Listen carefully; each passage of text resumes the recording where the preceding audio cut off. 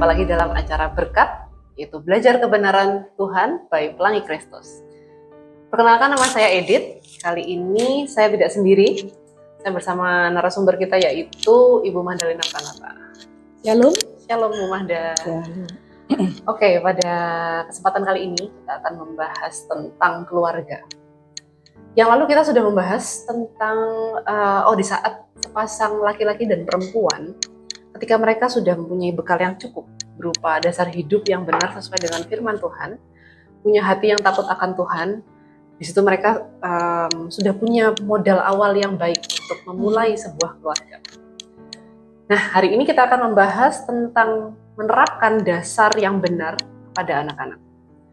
Komunikasi antara orang tua dan anak, sebagaimanapun baiknya dan dekatnya, saya yakin sekali pasti tetap ada gap ya rasanya. Betul. Dan di dalam gap itu atau celah, orang tua itu mungkin seringkali sulit memahami anak. Dan saya yakin anak itu pasti lebih sulit lagi memahami orang tuanya. Saya percaya ketika menyekolahkan anak di sekolah yang tepat, seperti saya merasa saya menyekolahkan anak saya di tempat yang tepat, yaitu di Pelangi Kristus. Ini akan sangat menolong orang tua untuk mendidik anak-anak secara holistik. Sebab biarpun di rumah anak-anak itu sudah dididik yang benar sesuai dengan firman Tuhan, tapi kita tidak pernah tahu apa yang akan mereka hadapi di luar sana. Pertama, nanti waktu mereka besar nanti. Dan ada masa-masa, terutama di masa seperti masa remaja, masa di mana mereka tuh sangat kritis, mereka korektif, dan mereka sangat idealis. Mereka bahkan punya bahasa-bahasa baru yang saya rasa saya sendiri tuh gak paham ini tuh apa sih gitu. Kalau anak zaman sekarang tuh ya, vocabnya tuh macam-macam loh. Baru-baru saya tuh gak pernah dengar, yaitu Sigma, Miao, Loki, Haiki. Apakah Bu Mahda pernah dengar? Nah, ada dalam beberapa kasus standar norma antara orang dewasa dan anak-anak remaja zaman sekarang itu gak sama. Dan ini memang gap antar generasi ya. Dalam kehidupan sehari-hari ini saya melihatnya dan kita ngerasa nih makin lama makin terlihat besar gapnya. Nah, pertanyaannya adalah di dalam keluarga, kalau relasi dan komunikasi papa mamahnya itu baik, didikan papa mamahnya baik, seharusnya secara teori hasil anak-anaknya pun pasti akan baik ya. Nah, tetapi faktanya tidak selalu demikian. Menurut Bu Mahda, faktor apa dalam keluarga yang nantinya akan menolong untuk pertumbuhan anak secara rohani, yang membuat anak-anak ini yang pada akhirnya dan nantinya bisa punya dasar hidup yang benar sesuai dengan firman Tuhan, sehingga dia tuh benar-benar bisa menjadi terang, garam, dan berkat apapun profesinya di kemudian hari. Ya, memang begini ya. Anak itu belajar dengan dua hal. Satu, meniru. Dan dia akan meniru hal yang menurut dia tertarik. Sebenarnya ini merupakan kekuatan sekaligus kelemahan. Kalau kehadiran orang tua itu memberi pengaruh yang positif, anak ini akan memutuskan meniru yang baik. Karena keputusan ini muncul dari apa yang direkam oleh otak sebagai yang dia sangat terkesan. Kalau kehadiran orang tua tidak intens, tidak menarik, tidak memberikan kepada sistem kerja otak itu sesuatu yang membuat dia ingin merekam, maka yang lain yang akan memberi pengaruh. Jadi dia akan meniru di luar keluarga. Ketika itu lebih menarik, lebih memberikan pada dia sesuatu yang membuat dia terkesan. Sebabnya kenapa soal meniru ini menjadi sesuatu yang sangat-sangat perlu kita perhatikan. Anak-anak kan seringkali punya pahlawan atau hero atau idol ya, seperti semacam yang dikagumi. Kalau dia tidak mengagumi orang tua, dia tidak akan belajar dari orang tua, ya toh. Akhirnya dia belajar dari teman seusianya. Karena itu bahasanya lebih sama, yang dirasakan sama, yang dibutuhkan sama. Selama peran orang tua tidak bisa mereplace, menggantikan, ya selalu akan larinya dia akan ikut komunitas. Karena juga ada kebutuhan untuk anak itu merasa normal, gitu. Rasa normal itu apa sih? Sama dengan teman-teman. Kalau sama orang tua itu kan nggak normal. Saya sama dengan papa mama saya. Itu menurut anak-anak itu kok nggak normal dalam tanda petik. Jadi ketika orang tua memberikan sebuah ajaran yang baik, teladan untuk ditiru, anak itu harus tentu saja ya saya percaya melalui doa orang tua, melalui kedekatan relasi dengan orang tua, anak itu akhirnya mempunyai keyakinan bahwa ini benar dan saya harus ikut orang tua. Kalau itu tidak terjadi dengan kuat, rasa trust itu, dia akan sangat mudah mengikuti komunitas. Ini yang membuat mengapa soalnya tadi pertama kan tentang meniru ya. Itu yang membuat mengapa sekalipun sudah punya pengetahuan tentang hal yang baik, tapi tidak serta-merta pengetahuan tentang hal yang baik itu memberikan keterampilan menjadi anak yang menjalankan nilai-nilai yang baik. Apalagi kalau orang tua pendekatannya pendekatan instruksi, memberi perintah, memberi ceramah, memberikan saran, dan daripada banyak memberikan penguatan, lebih banyak memberikan kemarahan, teguran, menuntut, ini itu lalu akhirnya membuat relasi yang seharusnya senang, nyaman, percaya, mau mengagumi orang tua terkendala, terganggu dengan hal-hal yang dia merasa kurang cocok, kurang senang. Dia mengenai gap makin lama ya. makin. Betul. Jadi karena mereka hanya akan melakukan apa yang nyaman, apa yang dia senang. Ketika orang tua pendekatannya tidak pas dengan karakter anak-anak ini, itu memberi celah pengaruh tidak baik masuk. Itu sebabnya mengapa memilih sekolah yang baik itu termasuk memilih orang tuanya, murid-murid yang baik. Supaya anak kita berteman dengan anak yang baik. Dan hal ini seringkali orang tua tidak aware, tidak sadar. Bahwa anak saya ini bukan cuma sekolah dengar guru, dipengaruhi teman-teman. Jadi kalau komunitasnya itu adalah komunitas yang dalam tanda petik lebih mengedepankan kenikmatan, fasilitas, kemewahan, hidup yang memuaskan nafsu. Misalnya apa ya istilahnya? Barang-barang yang dipakai itu seperti dan ya artinya mereknya, apanya, dan itu menjadi nilai yang ada dalam komunitas, pasti itu akan memberi pengaruh kepada anak-anak. Karena tadi itu, anak itu ingin menjadi sama, normal. Ya kan? Meskipun dia tahu yang dikatakan orang tua itu benar, apalagi dia sudah belajar firman kan. Ini kan bicara tentang sudah belajar firman, tapi penerapannya kok ada kesulitan. Sudah dididik baik-baik, kok iya lebih senang memilih yang tidak baik. Ya itu yang pertama dari sisi itu. Jadi sebelum dia mempunyai rasa betul-betul I have to trust my parents, maka memang orang tua harus banyak berdoa. Sebab pilihan anak untuk menyukai hal yang benar itu akan efektif kalau sudah ada Roh Kudus, Roh kebenaran. Kalau tidak, kecenderungan anak itu selalu mengikuti natur dosa. Betul ya? Dan ini yang harus orang tua aware, menyadari anakku yang kecil, yang lucu, yang imut-imut, yang sepertinya dan tanda petik lahir tanpa dosa, itu sebetulnya sudah membawa semua kompetensi dosa. Cuma tidak kelihatan. Jadi ketika orang tua tidak memberi di dalam hati anak itu kebenaran sampai anak itu menyukai, karena juga melihat orang tua itu sangat excited, sangat mencintai Tuhan, dan itu dia lihat dan dia rasakan. Kalau orang tua tidak melakukan itu misalnya, tidak ada family altar, orang tua tidak memberikan dia cerita-cerita Alkitab, orang tua jarang memberikan konfirmasi berdasarkan Alkitab. Nah, kamu belajar yang baik. Tuhan Yesus senang kalau anak-anaknya rajin. Itu kan konfirmasi.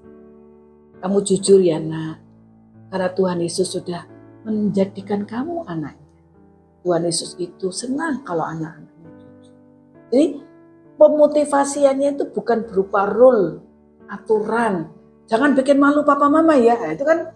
Nah, atau kalau anaknya berbuat salah, menolong anak itu untuk berbuat benar itu perlu pendekatan apa yang Alkitab katakan. Ajarkan berulang-ulang. Nak, kamu tadi tidak sopan sama kakak misalnya. Alkitab, Tuhan Yesus memberi pesan, kamu harus hormat pada yang lebih tua. Harus sayang. Yang kamu lakukan bagaimana anak? Jadi pendekatannya, sehingga mau tidak mau anak itu tahu bahwa ini nilainya. Orang tua juga harus menghidupi, jangan sampai ngomong doang, ya kan? Itu. Jadi karena anak itu belajar pertama meniru. Kedua, melalui dia ditolong untuk bisa melakukan sampai terampil.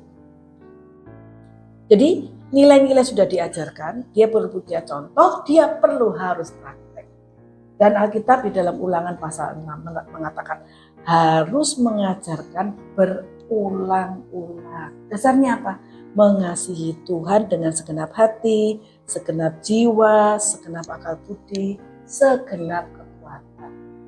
Jadi itu sudah Tuhan sudah memberikan rumusnya, memberikan metodenya, memberikan caranya. Jadi kita nih tinggal ikut. Nah kalau orang tua tidak punya waktu, nah problemnya kan begitu. Orang tua tidak punya waktu, orang tua sudah capek pulang bekerja. Jadi apa yang harusnya sudah Tuhan berikan, anak itu harus diajar menyimpan firman di dalam hati. Jadi anak itu harus menghafal ayat loh memang. Tapi menghafal ayat bukan semacam ayat hafalan. Tapi setelah mereka belajar sesuatu kebenaran, ini loh ayatnya, nak tuh kita hafalkan bersama-sama. Nanti waktu makan malam, family altar, memuji Tuhan, menyanyi. Lalu ayat yang sudah dihafalkan tadi pagi atau yang dihafalkan malam ini, kemudian dijelaskan prakteknya, itu perlu dilakukan dengan terencana. Nggak bisa tiba-tiba kita berharap cukup berdoa saja, kadang-kadang nggak berdoa juga. Cukup melalui sekolah minggu, kadang-kadang juga bolos juga. Bagaimana kita mengharapkan anak terampil kalau tidak direncanakan dengan sengaja? Nah itu sebabnya kenapa Pelangi Kristus pada beberapa tahun setelah memulai sebuah sekolah Kristen yang berbasis Alkitab, itu lalu menetapkan ada life skill yang dilakukan 1 minggu sebelum proses belajar dimulai, ya kan? Nah, basic life skill itu dulu temanya 6 saja. 6 dan diputar 3 kali, maksudnya dari umur TK sampai SD kelas sekian itu putaran pertama, nanti diulang karena prinsip Alkitab harus mengulang tuh. Oh iya, itu intermediate, nanti advance 3 kali. Dan kakak-kakak yang sudah belajar intermediate itu sudah boleh nanti waktu advance dia boleh sharing. Karena mereka harus jadi contoh. Semakin banyak contoh yang memberikan contoh bahwa Alkitab ini bisa dijalankan loh. Bukan cuma diceritakan bahwa mengasihi itu bisa, menjaga pikiran kudus itu bisa, tidak nonton pornografi itu bisa, tidak merokok itu bisa, tidak minum minuman keras itu bisa. Jadi mereka perlu contoh untuk mengetahui bahwa yang dikatakan di Alkitab ini bisa dijalankan. Semakin banyak contoh, papa mama, keluarga inti, keluarga besar yang mereka melihat konsisten. Di gereja mereka juga melihat contoh. Bukan cuma datang bagian pulang, tapi nggak melihat siapa-siapa. Itu sebabnya saya berpikir di sekolah minggu pun, kebaktian anak lah, remaja, pemuda, harus ada proses disipling, pemuritan. Nggak boleh programnya hanya di khotbah. Perlu ada pemuritan tuh, sharing tuh anak cerita tuh, saya ini kok kecanduan gadget, saya ini kok kecanduan TikTok. Mereka bisa cerita, lalu didoakan, ditolong, lalu mereka mempraktekkan. Di sekolah minggu pun harus ada program-program yang menolong anak untuk praktek. Bukannya aktivitas loh, untuk mengerti. Karena hanya masuk di pengetahuan, tapi harus bisa praktek. Jadi model sekolah minggu itu ngikutin umurnya anak. Mulai dari yang mendengar cerita, beraktivitas main drama, sampai kepada proyek. Dan dilakukannya sama seriusnya dengan di sekolah. Di sekolah ada kurikulumnya, sekolah minggu ada kurikulumnya. Orang tua harus tahu kedua-duanya. Dan melakukan yang sama. Saya sendiri memikirkan bahwa kurikulum antara gereja, pendidikan untuk anak, remaja, pemuda, dan pendidikan di rumah dan pendidikan di sekolah itu harus ketemu. Itu yang dinamakan dengan sinergi pendidikan untuk anak. Sehingga ketika anak melihat konsisten, dia akan merekam, belajar, dan dia juga senang hati untuk melakukan sampai lama-lama terampil. Jadi ini harus dilakukan dengan serius. Malah saya sudah berpikir begini, ini kan program berkat selama ini kan sifatnya mendengar, ya kan? Tapi orang tua atau guru atau anak-anak yang melihat nggak bisa tanya. Nah, kita ini sudah memikirkan bahwa nanti setelah konsisten orang mau melihat sungguh-sungguh, ya kasih komen lah. Oh ya, nanti kan kita ada komennya toh. Oh ya, kami berharap mau live. Kalau semakin banyak yang siap live, kita ini akan live. Supaya bisa tanya jawab. Loh, yang dikatakan tuh kok sepertinya cuma sesuatu yang ideal misalnya. Iya. Kondisi saya begini, kalau ada tanya jawab kan bagus. Ya, apalagi kalau bisa verbal. Nah, kita sementara live-nya mungkin live chat dulu. Oh iya, iya. Kan? Tapi nanti suatu hari kita akan kesana. Cuma memang kita tunggu berapa orang tua, berapa guru Kristen, berapa anak-anak muda yang melihat, oh saya mau belajar. Kita tunggu komennya. Kira-kira begitu. Menarik sekali. Oke. Saya rasa sudah cukup menjawab. Ada yang mau tanyakan lagi nggak? Mewakili yang melihat. Enggak sih, karena itu tadi PR besar buat orang tua. Itu, dan saya setuju bahwa antara sekolah, gereja, dan keluarga ini harus jalannya bersama.